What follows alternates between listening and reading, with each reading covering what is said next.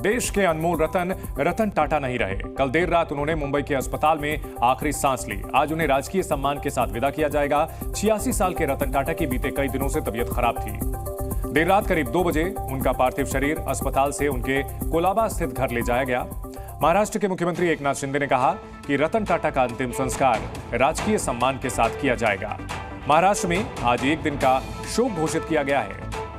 वहीं राष्ट्रपति द्रौपदी मुर्मू, पीएम मोदी, नेता विपक्ष राहुल गांधी समेत देश के कई बड़े नेताओं ने शोक जताया है। भारत ही नहीं बल्कि दुनिया भर से रतन टाटा को श्रद्धांजलि दी जा रही है। पीएम मोदी ने नोएल टाटा से बात की है। रतन टाटा के अंतिम संस्कार में गृह मंत्री अमित शाह शामिल होंगे। रतन टाटा के अंतिम दर्शन के लिए बड़े पैमाने पर लोग उमड़ रहे हैं। तस्वीरें भी हम आपको दिखा रहे हैं।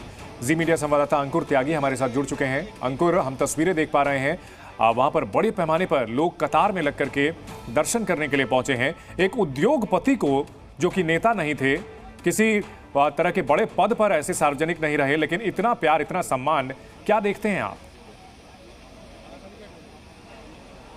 मैं आपको थोड़ा तस्वीरों के जरिए समझाने की कोशिश करूंगा। यहाँ पर देखिए, जो पहली बात है, जो सूबे के मुख्यमंत्री हैं एकनाथ शिंदे, उन्होंने साफ तौर पे कहा था कि हम राजकीय सम्मान से पूरा ये अंतिम विदाई देंगे। एक दिन का राजकीय शोक रखा गया है। तमाम जो सरकारी दफ्तर हैं, झंडे झुके हुए हैं आधे। और इसके अलावा जब घर से उनकी अंतिम यात्रा निकली थी तो प्रॉपर तरीके से वो मुंबई पुलिस का एक बैंड था, उसकी स्वर्ण लहरियों के साथ इसकी शुरुआत हुई। उसके बाद मुंबई पुलिस ने अपनी जो एक ऑफिशियल परेड होती है ऐसे मौक़ों के लिए, उसको उसके साथ इनकी अंतिम यात्रा को शुरू किया गया था।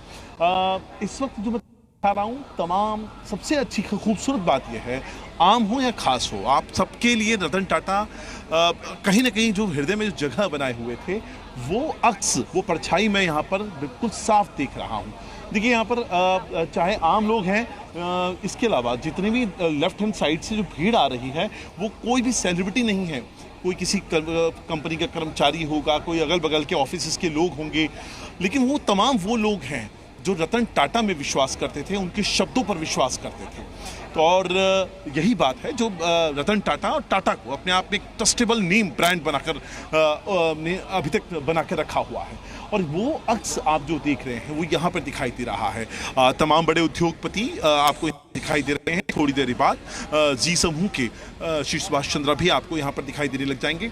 गृह मंत्री अमित शाह तकरीबन भी बताया जा रहा है समय होगा जब उनके साथ जो सूबे के मुख्यमंत्री एकनाथ शिंदे और डिप्टी सीएम देवेंद्र फडणवीस भी यहाँ पर मौजूद होंगे। और तमाम जो लोग हैं जो अपनी भावनाएं रखते हैं, उनके पास ये आखिरी मौका होगा अपने रियल टाइम हीरो को। बिल्कुल, हम तस्वीरों में देख पा रहे हैं अंकुर कि तमाम बिजनेस जगत की हस्तियां तो मौजूद हैं, लेकिन आम लोगों का एक बड़ा सैलाब यहां पर उमड़ा हुआ है जो रतन टाटा को श्रद्धांजलि देने के लिए, उनके अंतिम दर्शन करने के लिए पहुंचे हैं। इस बीच कैसे हर तबके के समाज से रतन टाटा को श्रद्धांजलि दी जा रही है, देश के तमाम बड़े राजनेता किस तरह से याद कर रहे हैं रतन टाटा को, वो भी आपको सुनाते हैं। अनमोल रत्न कहते हैं, वो रहा नहीं। ये भारत का कोहिनूर, हरपला भारत का कोहिनूर रहा नहीं,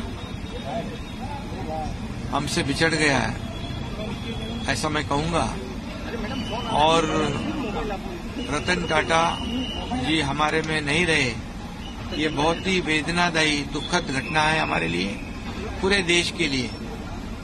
रतन टाटा जी ये एक बहुत ही सफल उद्योगपति तो थे ही, लेकिन उससे भी बड़े व्यक्ति के रूप में हम उनको देखते हैं, क्योंकि जिस प्रकार से उन्होंने देश के लिए और समाज के लिए काम किया है, उन्होंने केवल सफल उद्योग नहीं खड़े किए, एक विश्वासार्हता खड़ी की, एक ऐसा ब्रांड खड़ा किया जिसने हमारे देश को एक ग्लोबल इमेज दी। देश के बड़े कारोबारी उद्योगपति रतन टाटा जी भी हमारे बीच नहीं रहे हैं। एक ऐसे उद्योगपति जिन्होंने अपना और उस समूह ने देश की अर्थव्यवस्था में बहुत बड़ा योगदान दिया है। आजादी से पहले और आजादी के बाद से टाटा समूह ने बहुत बड़ा देश की आर्थिक स्थिति को सुधारने में और आर्थिक तरक्की के लिए बड़ा योगदान किया है। वही रतन टाटा जी से व्यक्तिगत रूप से भी हमारे कई बार मुलाकात हुई है। उनके नाम जैसे ही वो अनमोल रतन अपने हिंदुस्तान के थे, एक समर्पण और उद्योगपति करके, जिन्हें हमेशा देश के हित के लिए उनके उद्योगों की शुरुआत की और अपने देश की जो शक्ति बढ़ाने का, जो औद्योगिक विकास में उनका बड़ा योगदान है। Thinking, good tongue, good heart and good hands, उसके बारे में ऑल चार एक ही लाइन में थे। क्या सोचते थे वो करते थे, क्या बोलते थे वो करते थे, क्या हृदय में था वही करते थे। वो चारों अलग नहीं था। ऐसे लोग आजकल मिलना बहुत मुश्किल है। उनके निधन से बहुत अपार नष्ट हमारा देश को, इंडस्ट्री को और वैयक्तिक मेरे लिए भी हुआ है। रतन टाटा एक ऐसा नाम थे जिनके व्यापारिक साम्राज्य के ऊपर, उनके इंडस्ट्रियलिस्ट होने पे लोगों को के मन में उनके लिए इज्जत हुआ करती थी और ऐसे आदमी का गुजर जाना जो है सब लोगों के लिए बहुत दुख की बात है। जी मीडिया संवाददाता अंकुर त्यागी हमारे साथ लगातार बने हुए हैं। अंकुर, हमने सुना किस तरह से राजनेताओं के अलग अलग पार्टियों के राजनेता एक सुर में किस तरह से रतन टाटा को याद कर रहे थे, उन्हें महान बता रहे थे और उनके योगदान को याद कर रहे थे। इन सब के बीच आप वहां मौजूद हैं जहां लोग उनको अंतिम विदाई देने के लिए पहुंचे हैं। तस्वीरें दिखाएं और बताएं क्या देख पा रहे हैं, क्या महसूस कर पा रहे हैं आप।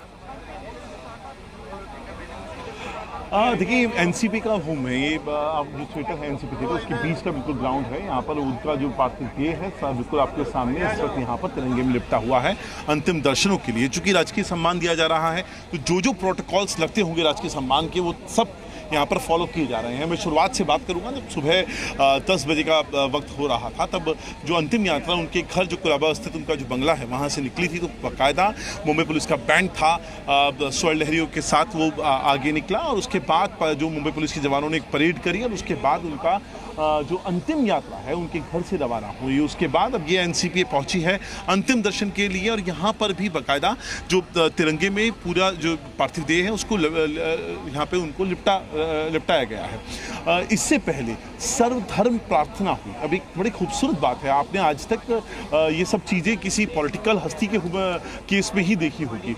ये मेरे ख्याल से बहुत कम मौके होते हैं जब एक इंडस्ट्रियलिस्ट देश के प्रति अपनी जो अनुभूति है वो बताने के लिए कि किस तरह के वो भाव रखता है।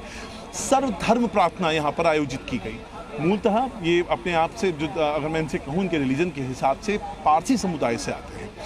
वही पारसी समुदाय जो तकरीबन 1400-1500 साल पहले ईरान से भागकर भारत आया था, फिर यहीं का होकर रह गया।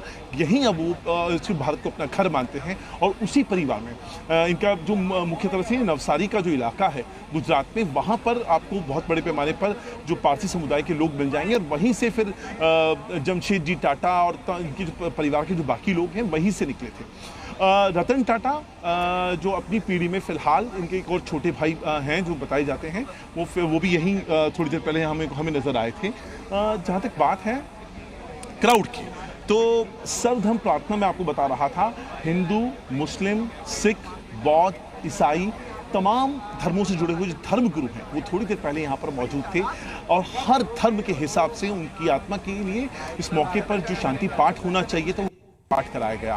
कोई जरूरत नहीं कि उनको किसी क्राउड को कोई एड्रेस नहीं करना था, उनको कोई वोट बैंक नहीं लेने थे, लेकिन रतन टाटा इस देश को किस लहजे में देखते थे, किस तरीके से उनको देखने का नजरिया था, ये उसका अक्स था, उसकी परछाई थी जो हमने अभी अंकुर अगर बात की जाए तो जो कारोबारी होते हैं उनके बारे में अक्सर ये माना जाता है कि उनको सिर्फ मुनाफे की चिंता होती है। उद्योगपति जो है वो सिर्फ अपने मुनाफे के बारे में सोचता है, लेकिन एक तो टाटा ग्रुप और दूसरा रतन टाटा से जुड़े कई किस्से ऐसे मशहूर हैं जिसमें उन्होंने सिर्फ मुनाफे की नहीं बल्कि देश के सम्मान की ज्यादा चिंता की, देश की इकोनॉमी की चिंता करते थे और आम लोगों की परवाह भी करते थे।